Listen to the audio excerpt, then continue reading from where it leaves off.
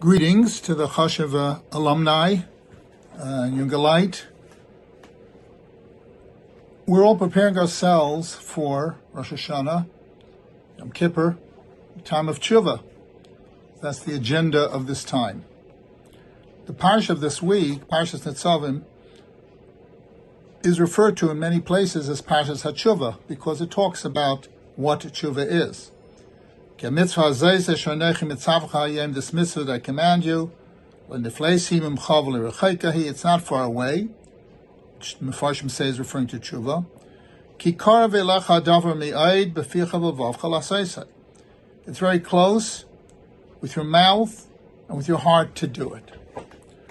Now we think of Tshuva as changing what we were doing, making amends, fixing things, doing things differently. That's la'asaisai, to do it. Also, beficha, your mouth, to vidui, and to make good commitments verbally.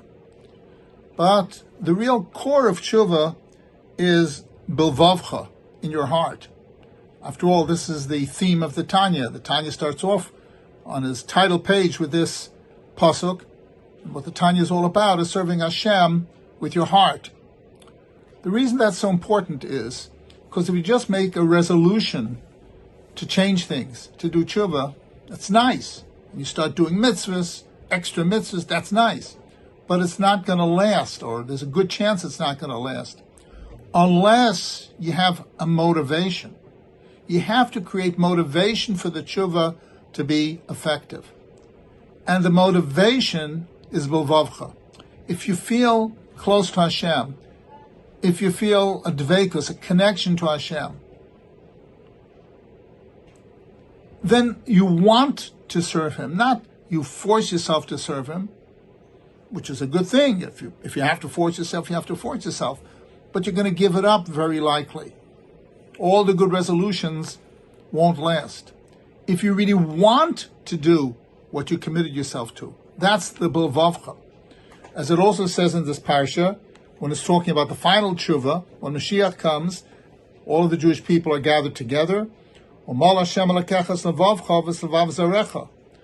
will circumcise your hearts, the ultimate tshuva. La'ava es Hashem alakecha b'chol levavcha b'chol nafshecha,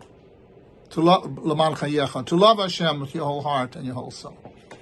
How can we make our tshuva more meaningful? By touching our hearts, not just our actions. Again, I want to emphasize, Hamaisa Ikra, you have to do the right thing. Check your mezuzah, send your tefillin, and give more tzedakah, and commit yourself to more mitzvahs. Of course.